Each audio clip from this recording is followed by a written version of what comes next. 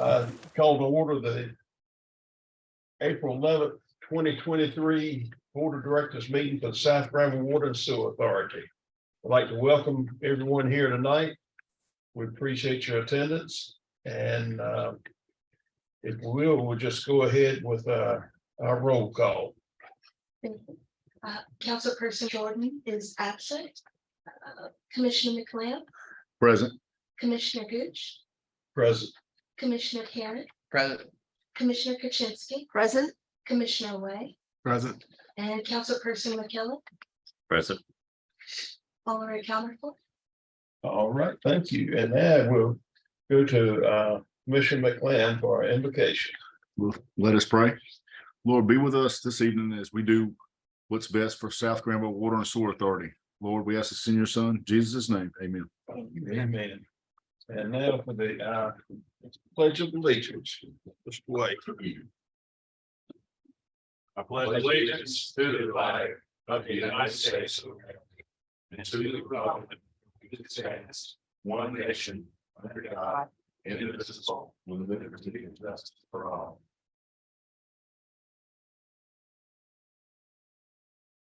Hey, now, do we have any adjustments to the meeting agenda?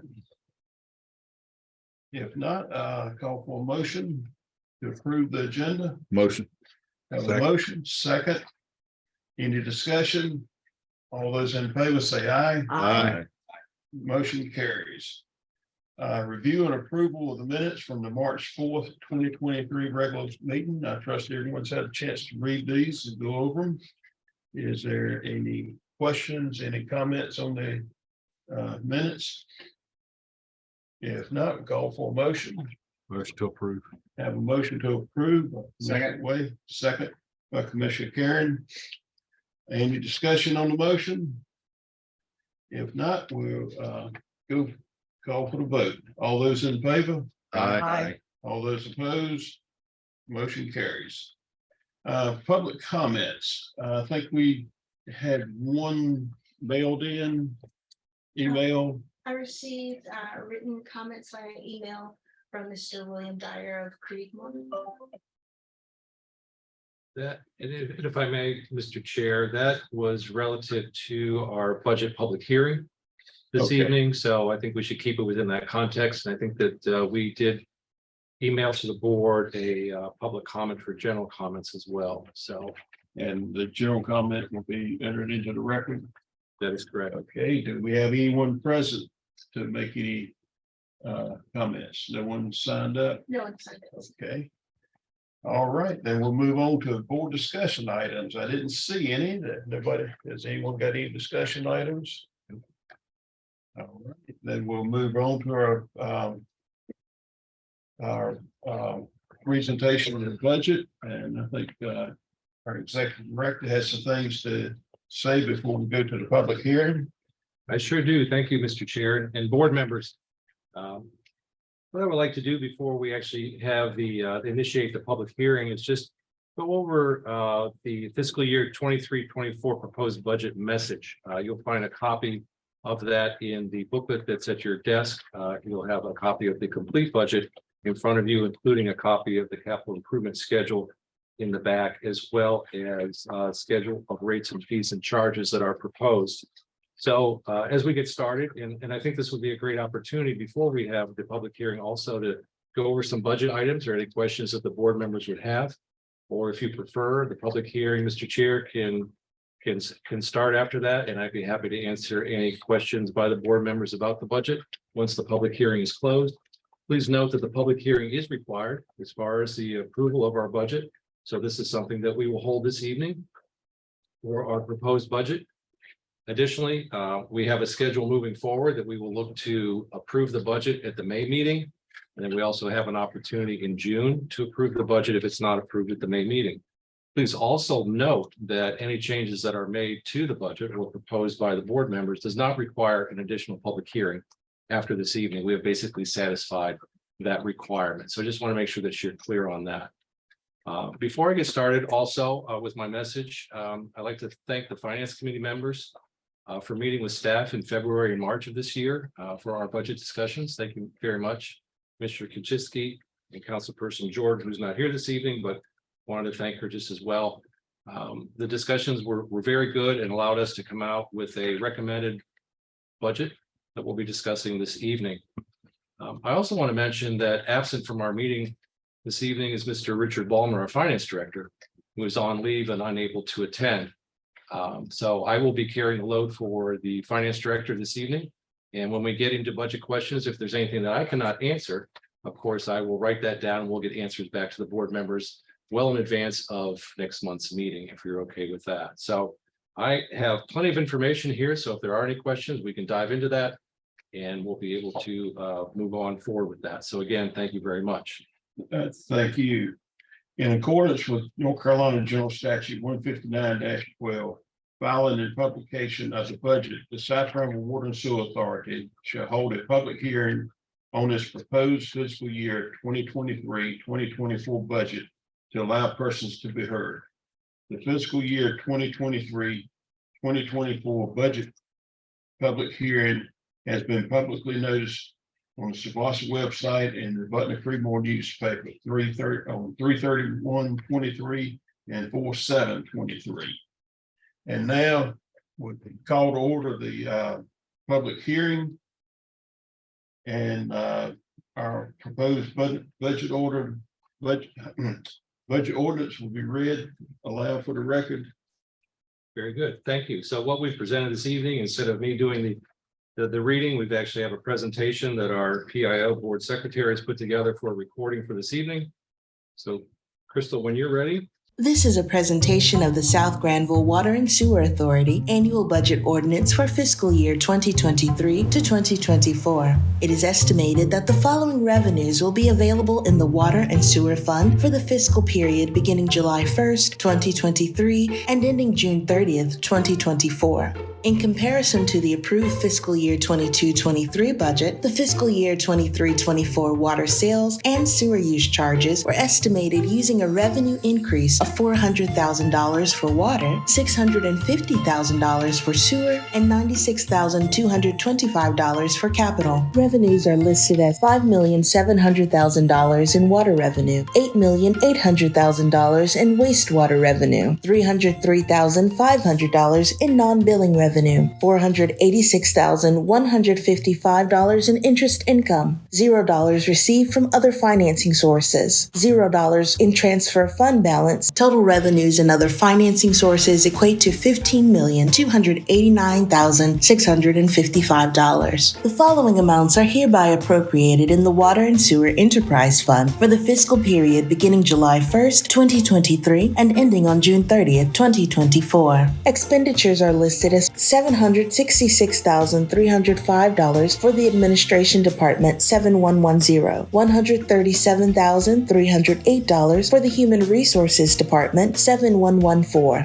$431,305 for the Engineering Department 7118, $504,421 for Billing and Collections Department 7120, $50,100 for Raw Water Department 7130, $1,884,115 for the Water Treatment Plant Department 7133, $2,290,947 for the Wastewater Treatment Department 7145. Utilities, $149,878 for Meter Reading Department 7136, $817,251 for Waterline Maintenance Department 7139, $1,138,105 for Sewer Line Maintenance Department 7140, $725,893 for Pump Stations and Towers Department 8000, $2,545,992 for Depreciation, Board Expenses, and Other Items Department 7200, $50,000 for Projects and Studies Department 7300, $3,798,035 $45 for debt service. Department 7500. Total expenditures equate to $15,289,655. The grand totals of estimated revenues, other financing sources, expenditures, and other financing uses for all funds for the fiscal period beginning July 1st, 2023 and ending June 30th, 2024 are shown on screen. Of the grand totals,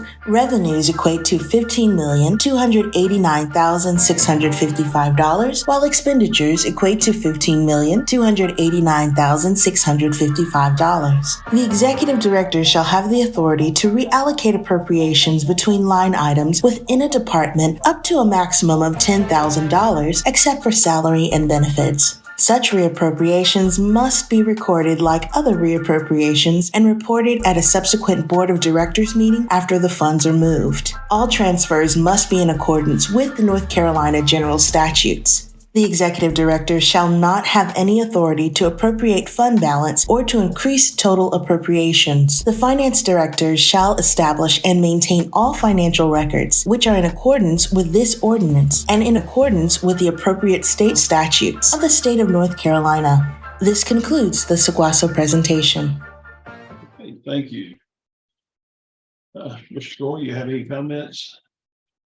Well, actually, I have no official comments during the public hearing itself. Okay. I would like to add comments following the closing of the public hearing, though, Mr. Chair. Okay, thank you.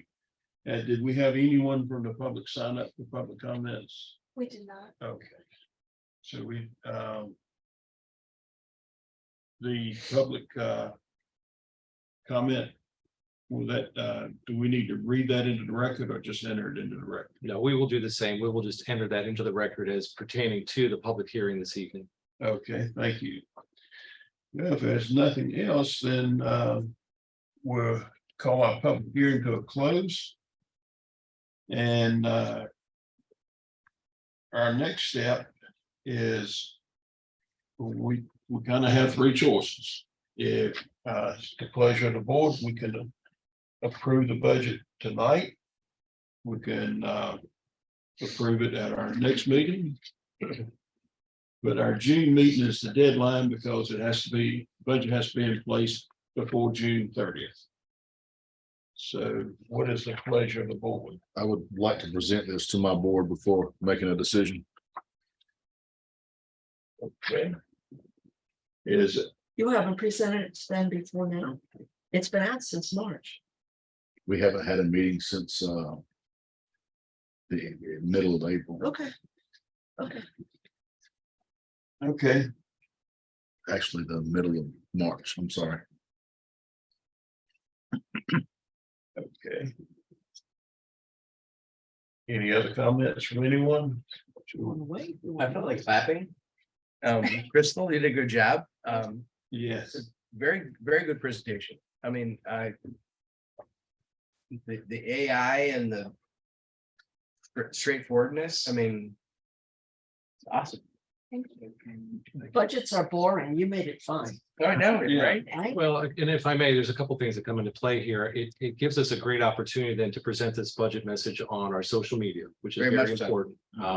We have the ability to quality control this before we speak about it this evening, because there's a lot of text, and a lot of numbers to talk about. So Yes. we're able to proof that, which is very good. And I just think the presentation was good as well. Thank you, Crystal, for doing that. Mr. Chair, whatever you decide, before you leave this item, there's just a couple of things I'd like to address about the budget, Yes. just in case board members have questions. So once you've finished up on your next steps, just let me know. Okay. All right, are we all in agreement of wait until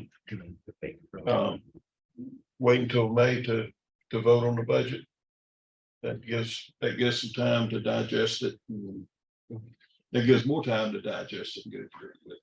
Then we'll bring up the up or down vote on the budget at our May meeting. Make a motion and vote. Mr. Lamb, you want to put that on a motion? Yeah, motion that we hold off a month on deciding which way to go on this. Do I hear a second? Second. All those in favor say aye. Aye. All those opposed, nay. Ayes have it, motion carries. The vote will be at our May meeting. May 9th. All right, now, just more comments. Yes, I do. Okay, I would like to, as you can tell from this evening's agenda, we don't have a lot of items, which is good. And I wanted to provide plenty of space this evening to be able to have some question and answers from the board members with any items they might have or questions about the budget as it's presented. If there's anything that you would like me to reiterate as far as in the budget message that is part of the book, I can speak to those now just so that it's on the record, or if you would just like to open up with any questions, we can dive into that. I have a lot of materials with me again this evening. I carried forward some of the materials that we presented at the February and March Finance Committee meetings. I'm not sure if we're looking for a deep dive in the budget this evening on that, but again, we tried to prepare ourselves the best we could to answer questions by the board members. And again, if we can't answer the questions this evening, we'll be happy to get those answers and get them back to the board. So. okay, anybody have questions? Yes. It's not a question. I just want to call to the attention of the other board member. This was presented at our finance committee meetings, the capital improvement summary that is part of this budget now. This is a huge step forward, and it gets us all on track for knowing where we're going and what we're planning on in the future. I know that there are some employment positions that would have been considered, but I believe that the finance committee, with the help of the finance director and the executive director, we decided not to do any of that at this time. We want to go with this rate, new rate structure and see how it works out. It's a zero revenue effect rate structure, and hopefully all our citizens will be happy with it. And after 6 months of this budget, if the executive director feels the need that he absolutely has to start adding those positions back in, we will review it again. The finance committee will review it again with him and the finance director. And the other thing was, there was another part I forgot it. There was a lot of thought and care put into this year to make sure that we were not going to raise rates this year. And we're going to let this rate structure run and see how it works. And we are hoping, I am very hard, that the customers of Seguasa appreciate the change in the structure. And it will benefit some, if not all. Anyone else have any questions or comments? You want to take a few more minutes to look through this before we move on? I'm good. That'd be good. You, Tim, you good? Can we ask that if anybody has any suggestions for changes, that they get them to the executive director as soon as possible, so we can possibly get them in line before the vote on May 9th? Call an emergency meeting of the finance committee if we need to. Mr. Wade, Mr. McKelly, y'all want to take a few more minutes to go through it? Or No, sir, I've already gone through it. you good? Okay. All right. I think Mr. Chair, Ms. Kaczynski brings up a good point. I think that if there's anything substantial, of course, I will bring it to all the board's attention as far as the questions. I think it's just appropriate to share the questions and the answers with the board members. If there's something that gets us off pathway from what we have in terms of the basic structure of our budget here, I think it would be appropriate to call a meeting with the finance committee to discuss that. I hope that isn't the case, but that is an option for us as well. So if you would have an opportunity within the next 10 days to review the information and get any questions to me, I greatly appreciate that, so we can turn that information back around in plenty of time Yeah. and have our May board meeting. So thank you. All right. Our next item on the agenda is the fiscal year 22-23 year-end auditing services award of contract. And give us a little background on this. In accordance with General Statute 159-34.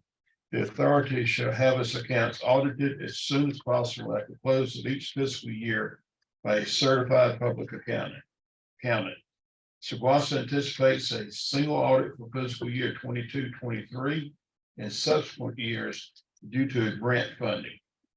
Saguasa solicited proposals on January 13th, 2023 for audit services via the request for proposal RFP process for fiscal year ending 6/30/2023 and 2 subsequent fiscal years. The deadline for submitting proposals was February 22nd, 2023. Saguasa distributed the RFP notice to all auditors / firms using an auditor list provided by the local government commission. The RFP notice was distributed via email on January 13th, 2023 to 29 auditors. Saguasa received 5 no bid responses and 2 proposals. And since Mr. Bowman is not with us tonight, we'll turn to Mr. Troy. Well, thank you, Mr. Chair. Appreciate that. So it's always an interesting time of year for us as we're working on next year's budget proposed. And we're bringing contracts to you to wind down this fiscal year. And that's basically what we have here for our auditing services contract. I think the board will recognize the name of Winston Williams Creech Evans and Company LLP because they've been with the organization for many years. And once again, we're making a recommendation of award to that company for our fiscal year 22-23. Fiscal year 22-23. We do ask the proposers to give us a 3-year look as far as what the cost would be for this audit, but keep in mind that we have to do an award annually for this service. So we are not asking the board to give us a 2-year or 3-year contract with this firm. It has to be done awarded annually. So, but it gives us an opportunity to look ahead and estimate the expenses and see what we have so that we can put that in our budget to account for that for next year. In addition to that, I think that the recommendation speaks for itself. That we have, that the board enter into a 1-year contract with Winston Williams Creech Evans and Company LLP for the fiscal year ending June 30th, 2023 audit in the not to exceed amount of $8,900 and authorize the executive director, the finance director, the board chair, and finance committee chair to execute the contract and any related documents. And of course, attached to this legislative item, we have an exhibit 1, which is the audit contract for fiscal year ending 6/30/23, and also the audit engagement letter. So I'd be happy to entertain any questions the board may have regarding this annual item. You won't have any questions or comments? If not, we'll entertain a motion. Motion to approve. Have a Second. motion and a second. Any discussion on the motion? All those in favor say aye. Aye. Opposed, nay. Ayes have it, motion carries. And now for project status updates. And this is a bit of a sad time for us. So I appreciate it. Well, this is Mark's, as Crystal's getting us set up, I will just let you know that this is Mark's last presentation for a project status update as the engineering director. Mark is moving on from Saguasa. His last day of work is next Thursday, I believe. So I'll save my comments for after his project status update meeting. Better be good. Just because of all the good work that Mark has done for us. So we Yes, appreciate what you're doing for us, and you let us know when you're ready. we've always looked forward to your updates and it's always been a pleasant time. I don't get the praise. You wasn't always pleasant. Yeah. That you delivered, but you delivered it well. Thank you. No, I appreciate Thank you all you've done, Mark. Thank you, sir.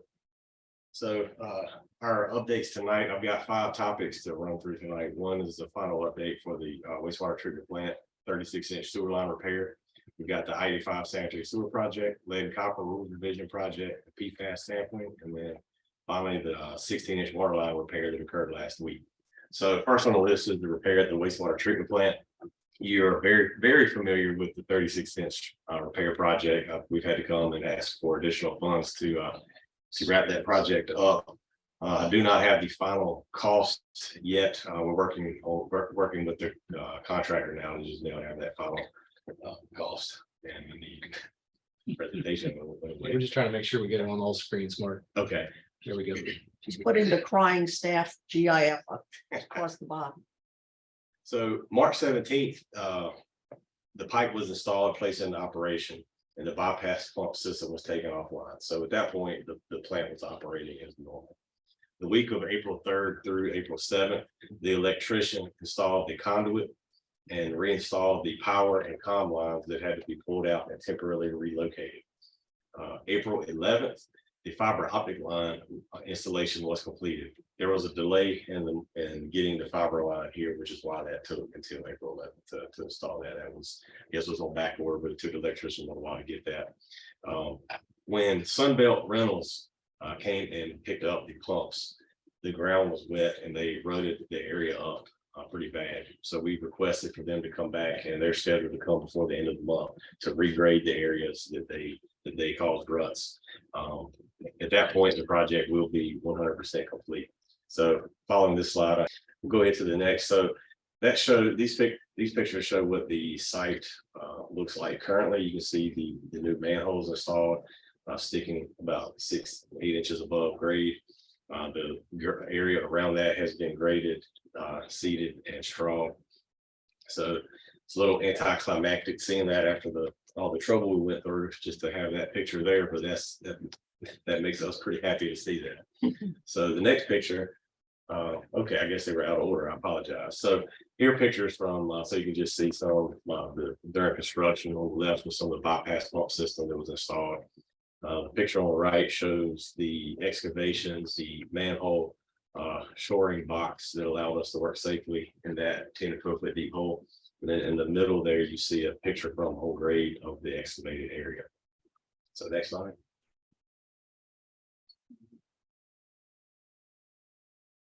Here are 3 more pictures from during construction. You see the manhole before it was removed on the left. You see some of the concrete cradle that had to be removed. In the middle picture on the right, you can see the pipe with some of the holes in it that caused the leak and caused the problem. So this picture, and I apologize for being out of order, but this is a picture looking down in the manhole of the finished product. You can see the new 36-inch ductile iron pipe installed. And then what you see, the smaller line running down to that is the alum chemical feed line, where we inject alum into the wastewater at this point, which aids in the next process, which is the clarifier. But that is the finished product. Like I said, it's a little anticlimactic, but it's working, and it was a success. So any questions on that project? So we had a request from environmental. Did we know what the outcome of that was? Okay, so the question relates to, we have to report any spills or overflows that we have, and we received a letter from DEQ asking us for a report on that, and that they would take that under further consideration. And today, we've not heard anything back from them. No news. So, and that's not unusual, quite honestly, that sometimes there's a 6 to 8 week lag. We get to a certain point, we follow up with them. Okay. Just to ensure we know what's going on. And we also had to notify DEQ that the project was complete and the plant was back in normal operation, and we've done that. We did that today, we're back into Okay. operation. So we're doing everything we're supposed to. All right, next up is the I-85 sewer project. I thought I'd throw this slide back in, just showing the overall scope of the project. I don't need to run through all of these, but as you know, it's multiple lift stations, force mains, and 2 gravity interceptor lines. Next slide shows project progress over the last 30 days.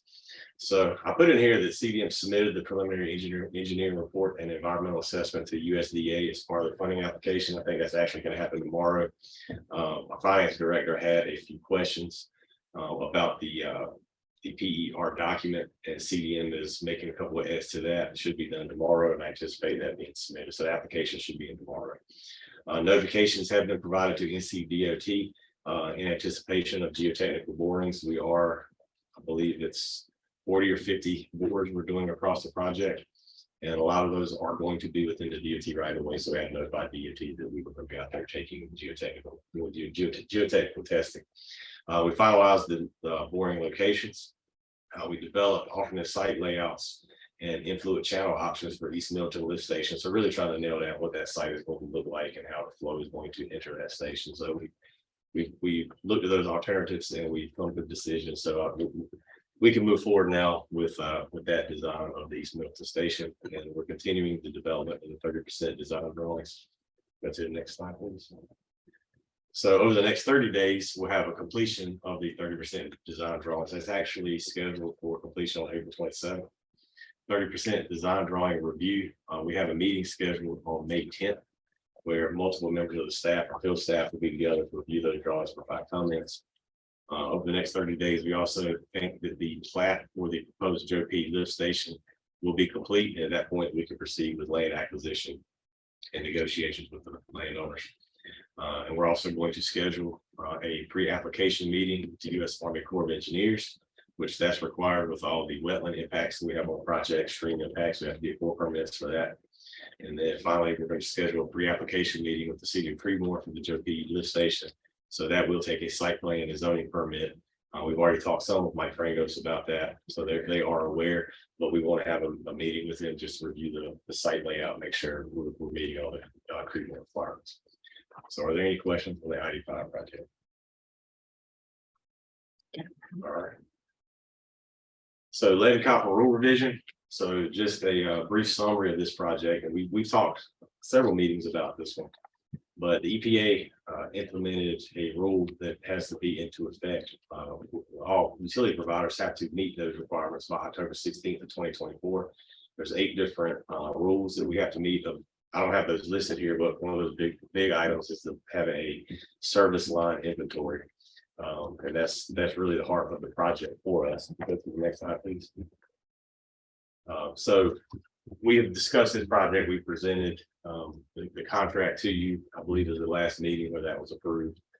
On April 5th, we held a kickoff meeting with our consultant, Hazen Sawyer.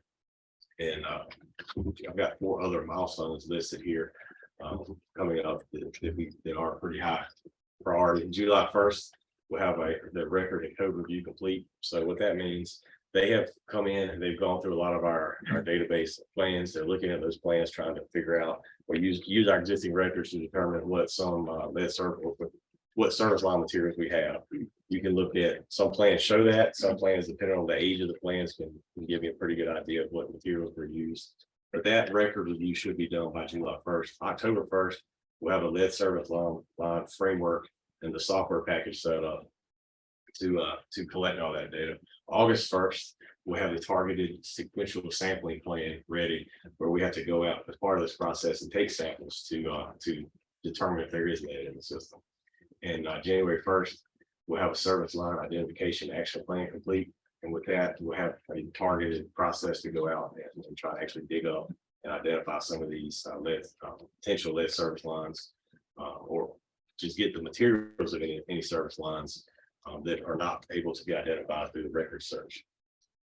So that's a pretty quick update for that one. If there are any questions on that project. Do we still feel we're not going to have a lot of lead and copper issues? I know there's copper, but I do not think there are any lead service lines. Our utility crews have never found a lead service line. Okay. So Well, that's good news. positive. Mhm. Next up is the PFAS sampling. Everyone is aware of this. It's a pretty hot topic right now. At the March 14th board meeting, the board approved the contract award with ECS Southeast to begin the sampling process based on the sampling plan that Hazen Sawyer provided to us.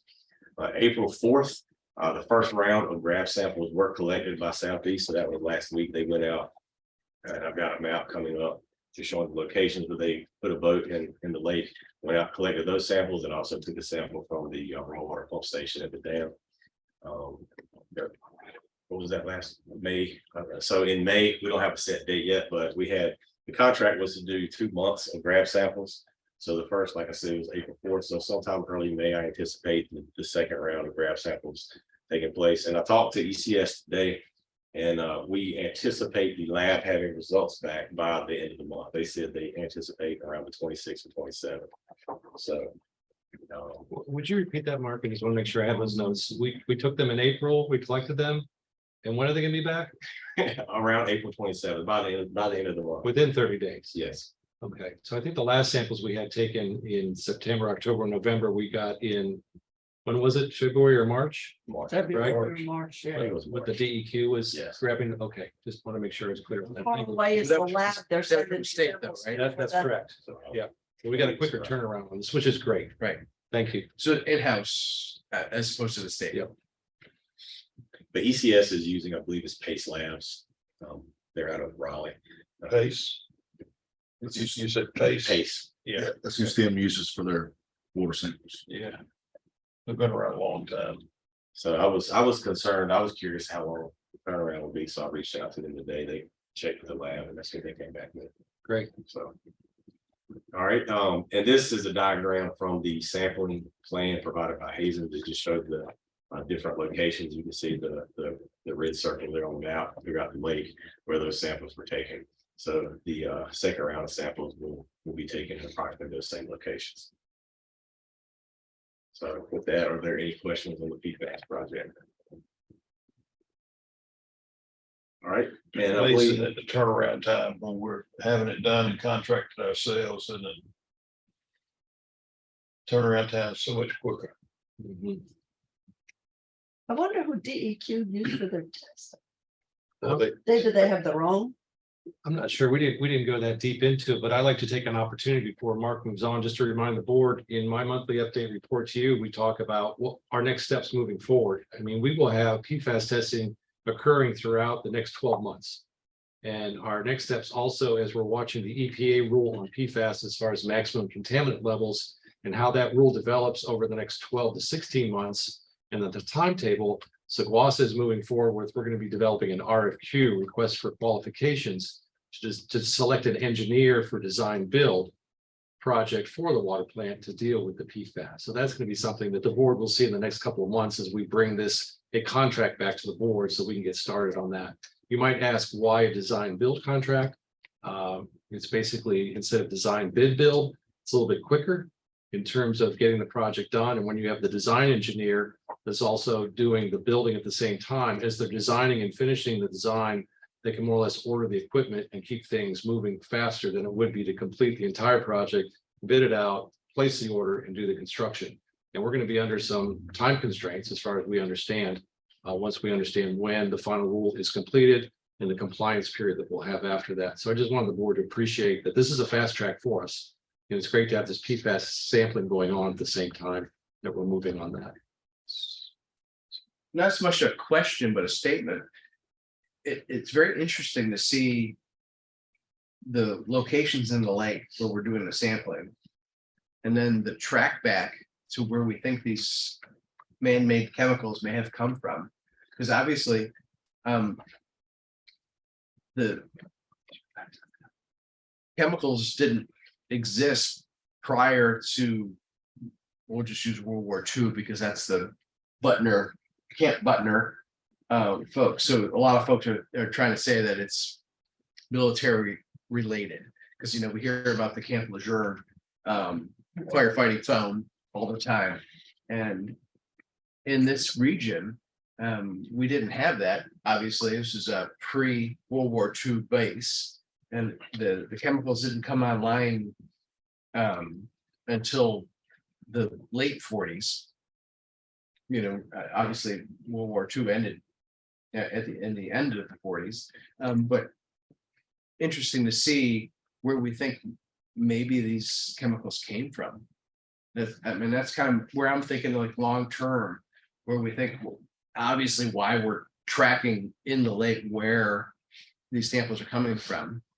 And that's, Again, not a question, but a statement, so Yeah, to speak, but and that's a great statement. I think when you look at the map, you look at these dots, I mean, these are, I would call them downstream points. So if you look upstream of the dots, that's what we're trying to determine. So we will take a look at those results and look at those values, and then we start to go upstream and Right. see how far we trace this. So those are tributaries or some spots that were hot spots for us. We thought that we should sample, but really the investigative work we'll start really in a couple of months when we start to go upstream to determine exactly what you talked about as to where this may be coming from. Obviously, in social media and today, everybody's already precluded, obviously, as the United States government.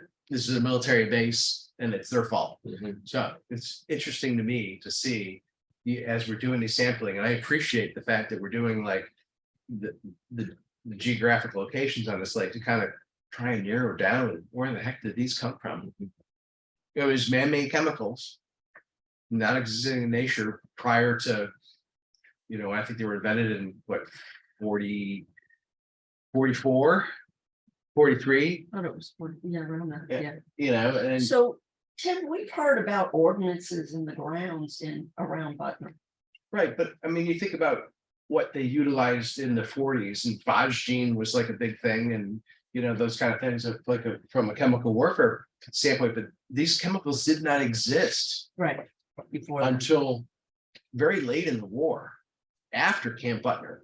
So, I mean, you're talking about Camp Lejeune, with the lawsuits that we all see on TV, the firefighting foam that was prevalent because of the fact that they had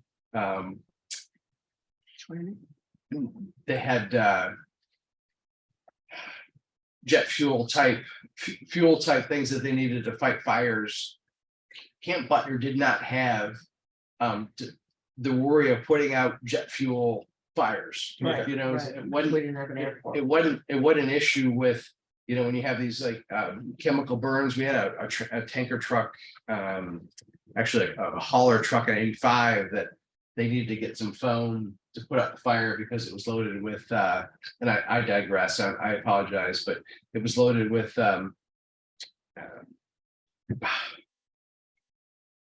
rubbing alcohol and other things that were in this fire that happened in 85. And actually STEM Fire Department was the only jurisdiction in the area that had this foam. Right. And they used like basically a 5-gallon bucket worth of chemical that was injected into the water to suppress the fire. Robert, you can probably speak to this better than I can. But interesting that those chemicals that are used in those type of firefighting type issues, and as well as we all know they're in pizza boxes and all those other things from a PFAS, but it's very interesting, and I'll just stop there. So I'm in a rat hole. No, you're fine. The Camp Butler was actually decommissioned in 1946. Right, So, 3-5 and PFAS. yeah, and there wasn't active training. This was more, they were mustering the troops out. They came back here to be discharged. Mhm. They also came back here to the hospital. Right, and the public is very concerned that this was an active military installation. Yeah. And they automatically equate what's going on with Lejeune to Camp Butner. Yeah, true. Wow. And I haven't read that, but well, if you look at Nextdoor and some folks that are posted on there, and some folks, again, I'm in a rat hole. Sorry. That's okay. you're fine. All right. To summarize that, I think we'll get good results out of that sampling plan, and I think we'll really be able to pinpoint which tributaries the PFAS is coming in, and then, like our director said, be able to trace up the stream somewhat and try to identify exactly where it's coming from. But I have a question for our attorney. If we find upstream that there's higher concentrations of PFAS, and we can speculate where upstream they're coming from, do we have any legal ramifications to stop the initiation of the stuff being put into the water system, and we have to filter it out? Filter it out? You mean if someone's actively putting it into the water system? I mean, if there was an industrial facility that was dumping, do we have any power legally to stop it? I would think we would. I'd have to look into it and determine the source of that power, but I'm quite sure that if they were discharging illicit chemicals into the water, we would have some authority. I would think that would be you were discharging the chemicals, I would assume it'd be subject to pre-treatment requirements and. And That the type of- concern is that Lake Holt doesn't belong to Seguasa, it belongs to Button. Seguasa has an easement for the water rights and it doesn't belong strictly to Butner either. It belongs to the state has control of the dam and Seguasa has full rights to the water. Right, and that's where I was going, how do you mitigate? When you Right. find out that like, the left arm of the lake is higher in concentration, how do you mitigate that, when we're gonna throw in a dam or something? I mean, it's kind of I'm just thinking outside the box, obviously in a rabbit hole or rat hole again, but May I ask a question? Yes, sir. Has anybody ever heard of the Athol burn site on Old South on Range Road, the furthest one toward Durham? I've heard of it and I'm not sure if did they ever identify exactly where it was at? Yeah, and there, it was been marked. It's on state property though, isn't it? Yes, it is, I believe. They would take the leftover material and chemicals from Athol, take them outside town. And it's downhill from this site to Lightning Lake. Okay. And they did, I don't know if they had these chemicals back in the mid-50s, 60s. Yeah, they were available. They were in the available. 50s. And they treated their materials. It was the fake leather they put inside school buses, stuff like Leather. that. Yeah, The plastic leather. yeah. And I don't know if they had treated that with those chemicals or not, but there is a site right on top of the hill, the graveyard right beside it, where they dumped and burned. And the records show that it's clear now, but the records also didn't test for PFAS. Wow. That's all. Interesting. Thank Thank you, you. Bill. Thank you, Bill. All right, well, finally, we'll go over the 16-inch water line repair that occurred last. The water line, we got a report that morning, last Wednesday, that we had a water leak on off of Gate 2 Road in front of the Commerce Center, in particular in front of the Nugget Factory. You can see on the left, this is a picture of water running down the ditch of Gate 2 Road, closest to us there, that little pool, that's a stormwater inlet that discharges into the stream. So all that water was running down and ultimately getting to the stream. We did not flood any property, so no issues there. On the right, you can see the excavation. We had two hoses there where we were trying to, initially we were trying to pump the water down, see if we could keep up with the leak and fix it and make the repairs before the water was shut off. Part of the issue was we were having difficulties getting all the valves closed that would isolate this. So it took us a good portion of the day to isolate and stop flow to this point.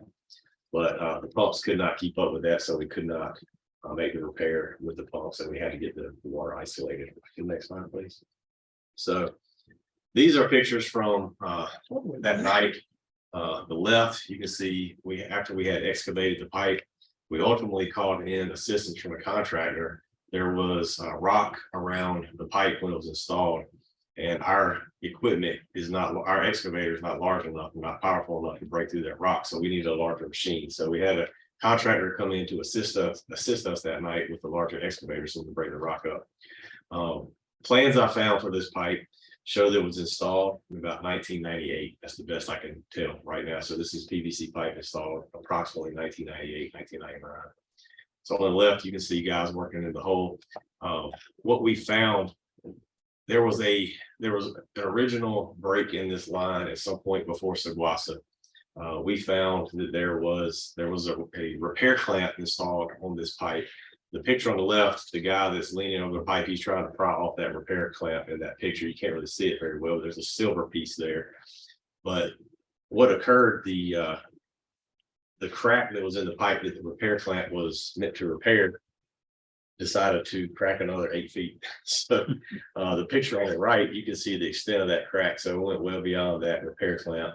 And that, I believe it was about an 8 foot long crack in that pipe. So that's a lot of water coming out of that 16-inch pipe.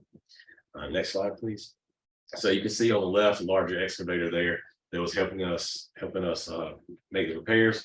On the right, you can see a new stick of, or new piece of ductile iron pipe that we cut from our supply. Those blue pieces are Hymax fittings. That's what we use to connect the new pipe to the existing pipe in the ground. That's a picture of that excavator. They got it lowered down and we're about to make the connection and get it reinstalled. On the left, you can see the excavator there. You can also see the completed pipe installation. You can see the new pipe, the darker color. That's the ductile iron pipe with the blue fittings, and the pipe is installed.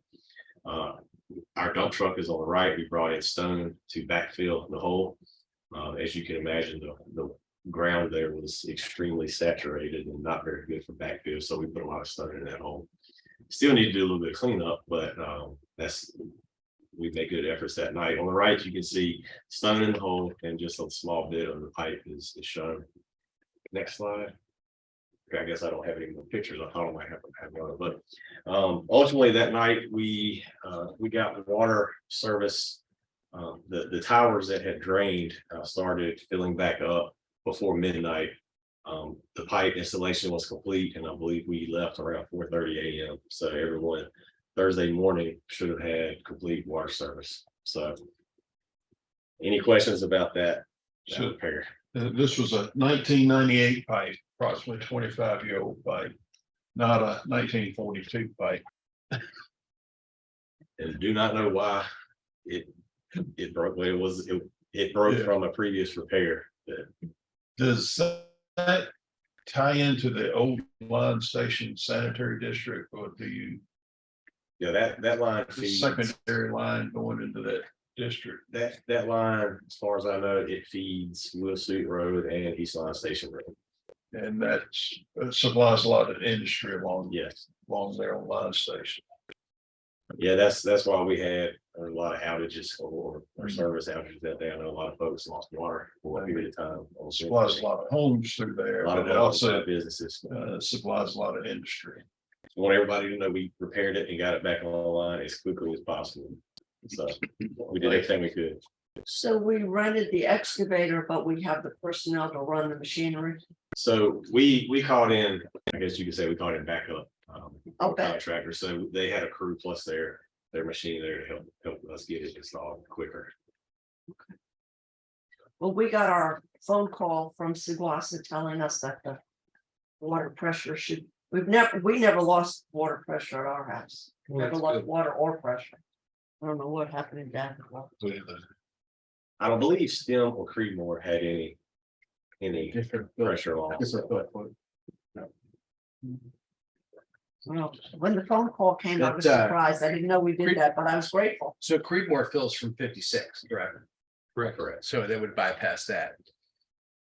Well, I say Creedmoor, the whole situation put a stress on the whole Entire system, network, yes. even at the town stem. right, There were issues. They may not have felt that, but we were able to monitor all that through our new SCADA systems to see what was going on. outstanding. And there were concerns everywhere. So it was a widespread event. And Mark, if you're finished, I'd just like to talk about communications with the board. Yeah. Because with any emergency situation, we all know communication is highly important. Knowing what's going on, being able to forecast, being able to notify customers. And Commissioner Kaczynski, you talked about receiving a message. That was one message we sent out via code red about 9:15 at night, once we understood what we were going to be doing the rest of the evening in our schedule. Up until that time, there's a lot of variables, a lot of things that we didn't understand and we couldn't control, but we were working towards the fix, obviously. So I just wanted to bring to the board's attention that we know that there's always more that we can do for communications, okay? And I want you to know that what we've done this past year, I think that we've really stepped it up with our communications program. And again, thanks to Crystal, our PIO. So I just want to give you an example. We really didn't receive a lot of complaints, which is good, about this event. I think a lot of our customers understood it's an emergency. We're working on it. We posted a lot of information on our website and social media. However, there's still one or two customers that take advantage of our customer feedback form that we have on our website to tell us how poor of a job that we're doing. But I would like to say that it was very minimal. And I think that it reflects some of the frustrations that the customers have when there isn't water. And they don't understand why we didn't give them advance notice of an emergency water main break. Well, that's something that we can't do, obviously. But I want you to know that we have communication alert process presently at Seguasa that includes an immediate news post via the official website. So that's instant access for us for banners and news posts. We have an urgent alert on the website header. We have posts on Instagram. We have posts on Facebook, and we have posts on Twitter for Seguasa. So we have all that communication available to our customers.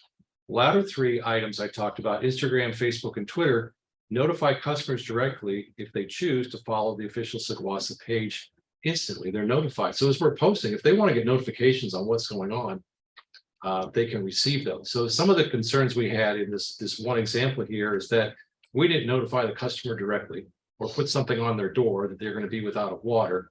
And they didn't realize they're out of water until they went to the website to see what was going on. Well, that's exactly what we want our customers to do. That's where we're going to post the information. And at the time this message came in at 3, 4 o'clock in the afternoon, as the board's aware through our communication, we're still fighting to get the pipeline closed down so we can make the repair.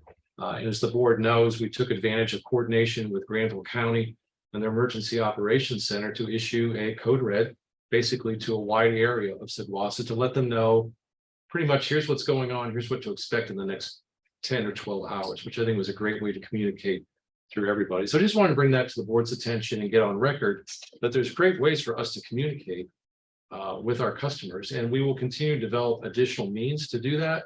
But when you're fighting an emergency such as we were on that day, where we basically have 70% to 80% of our distribution system and network coming down very quickly, we have to basically respond to that first and communicate as we know something.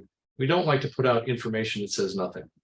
We want to make sure that if you're paying attention to us, it's good information that at least gives you some direction. So again, if there's anything the board would like to say regarding communications or anything that you think that we could do better, of course, I always want to hear about that. But again, I think that we've done a really good job, especially in this event, maybe compared to the last couple of years as we were ramping up for that. Thank you. Considering 3 years ago, there was no communication. There was not a website. We didn't have the Facebook page. We didn't have the great PIO that we have right now. And you've gone from 0 to 100 in 3 years. And I think that's great. I think that the public doesn't know about the Facebook, Instagram, and Twitter yet. But, you know, people keep sharing those websites and sharing those posts. Sooner or later, you know, you have to subscribe to that to see it. But this was emergency, and you cannot predict pipes breaking. If we did, we'd never have overtime. So on that, is there a renewed push to educate the public on how to sync up with the utility on these type of things? And that's one of the lessons learned, that if we don't, if we see the need to market that, then we will continuously push that out and make sure that we broadcast. Did you know? Here's how you can be alerted to this. Next time, understand this. Come to these resources for us. That's something that Crystal is well aware of in terms of communication for that. Right. And So sort of like a reported outage. I mean, I belong to the Wake Electric Co-op. And it's you know, when my power's off, I know it, and I go on the thing and I look at how long it's going to take for my power to come back on. Yep. So I would assume that if your water's out, there'd be a similar type of a system that you could go on. One would hope that you would go on Seguasa's website as opposed to next door to ask a question as to, you know, what's going on. So do we have a push notification type plan? we do, we have those capabilities, and we've discovered in this last year that the critical point of failure is that if we're pushing information out of our utility billing system to our customers, that our push is only as good as their updated information Right. that they have to What provide data, to yes, us. yes. And we have fallen down a couple of times because we've sent out these messages and they don't hit the receiving party because the information is not updated. So then that creates a campaign that you have to get people to constantly update their information. Right. Which is important. When we recognize that, I think it was in the last 12 to 18 months, we made sure that we initiated a new process that every time customer service picks up the phone and talks to a customer, they check to make sure they have the most recent communication information on the front end. That's one of the first questions on the call, to make sure that we have that. Now, of course, we can't capture 100% of our customers, but that's how we're trying to solve that.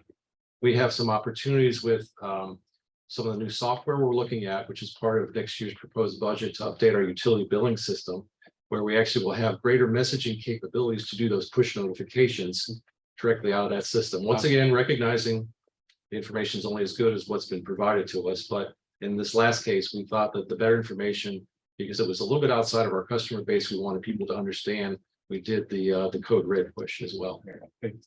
Our customers need to be aware that there's information available, but they need to subscribe to it.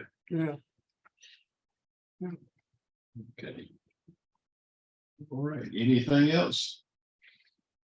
Well, that brings us to our comments from my executive director. Thank you, Mr. Chair.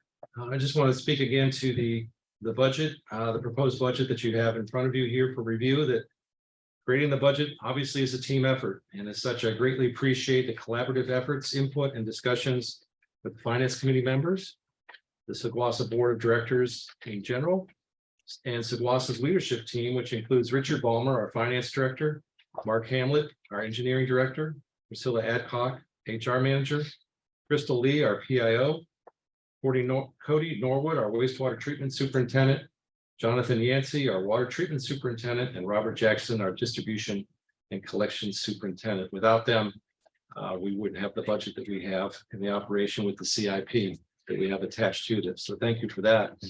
Lastly, I want to thank Mark for all of your service the last couple of years. Mark started with us in 2020 as our utility engineer, our first utility engineer with Saguasa, and I think the board knows how important that was to move in that direction. A lot of consulting engineers that were working for us and still are, but we saw the need to bring on a full-time engineer because of all the projects that we had and the direction that we wanted to take this organization. So Mark took us there from 0 to 120 very quickly, for sure. In 2022, Mark was promoted to engineering director for us, and we made an organizational change to bring on a utility engineer. So we have a utility engineer on staff. Dan Owens is his name. He was brought on at the end of January of this year. So we still have an engineer on staff, and we'll have a vacancy here next week when Mark leaves us. But Mark has just done a fantastic job for us. I think the board recognizes that, and the public recognizes that for all that you've done. You've given us a great head start on a lot of projects. Thank you.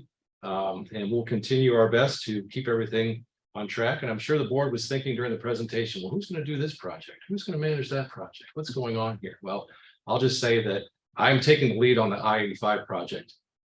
Carry the ball on that for the next year or so until we get an engineer in place, or however we figure that out. And Dan Owens, our utility engineer, is going to be picking up a lot of the other projects. So we'll try to keep as many balls as we can in the air that Mark has been juggling for us. So we appreciate that, Mark. Lastly, I just want to wish Mark and his family the best as you move on from Saguasa into your new endeavors. So thank you, Mark. Greatly appreciate everything you've done for us. Thank you, Mr. Chair. Thank you. Comments from a attorney? No comments this evening. No comments. Comments from our board members? Mr. McKellar, No comments. okay. Mr. Wade? I just want to reiterate, thank you for the Finance Committee and our leadership for the budget. One of the biggest things I enjoyed about looking at the budget, I guess you could say, is we're still investing in our most valuable assets, which is our employees. So that's the biggest thing with the wage adjustment and performance increases, especially the hours that you guys put in from all levels of our organization, which is great. Also, especially our teams out in the field, especially with the situation we had with this last water main break. Great information that you were putting out to us as the board members. I was able to pass that information along on social media to people that follow my city page. So that was great information to keep them updated as well.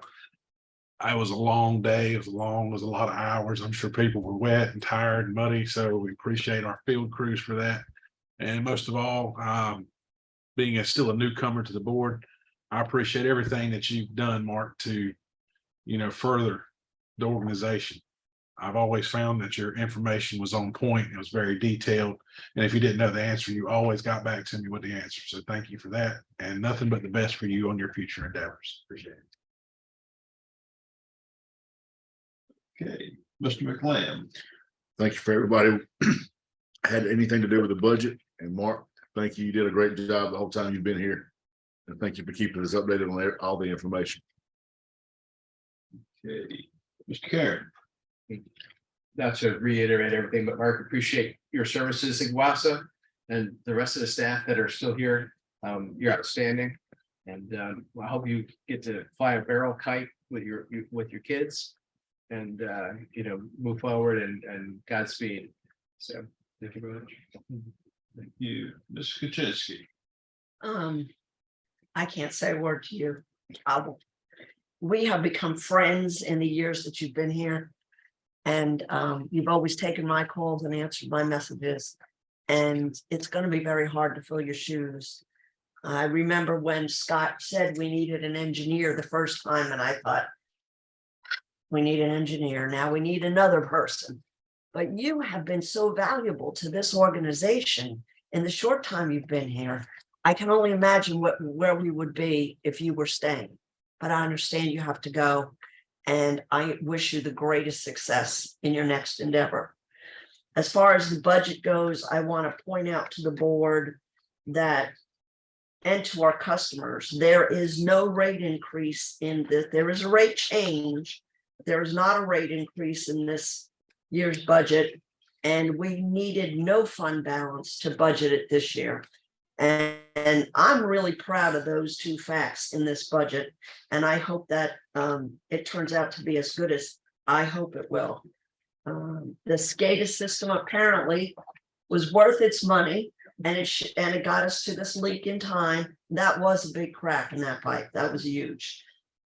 Maybe we could put the icons for Instagram, Twitter, and Facebook on our billing when we send it out the next time. Sometimes people read it, sometimes they don't, but we can only try. And like Chairman Gooch said, communication is good. Getting people to look at it is usually the problem, because we have the same complaints in other places in this country that we're not getting the word out well enough, but we do, we try. And Crystal's been such a great asset to us, and I see the change. The Facebook page, I wasn't a member of for a while, but now I share it all the time. And I'm very happy with the changes that I've seen. Thank you, please, to all the utility workers that worked through the night to get that done. It was, at least it wasn't the dead of winter like we went through last year, because last year it was winter, break. So thank you to everybody involved. And Mark, I want to say thank you. We appreciate all you've done for us. Hate to see you go, but we understand bigger and better things. And Scott, I want to say thank you and all of the staff, everybody at Saguasa that worked to put the budget together. I want to thank them. Mark, you utility crews that were out there working all night on this water main break. I want to say thank you to them. Thank you for the people at the water plant that was working extra hard, trying to get the water treated into the towers. I know that we're pumping a lot more than normal. They were working a lot harder than normal. And with the rain event, I want to say thank you to the guys at the wastewater treatment plant for all they do. Rainy weather doesn't normally affect your water, but it throws your wastewater into havoc. And your flows triple and sometimes quadruple. So it's a tough job. And I just want everybody to know that I appreciate all of the employees and thank you all. And with that, we have one personnel item for closed session. Entertain a motion to go into closed session. Motion. Got a motion? Second. All in favor, say aye. Aye. Motion carries. We'll take a 5-minute break and reconvene in closed session. We're now back in open session. Is there any more business to come before the board tonight? If not, we entertain a motion to adjourn. Motion to adjourn. Second, You have a motion, a second. All those in favor? say bye. Bye. Bye.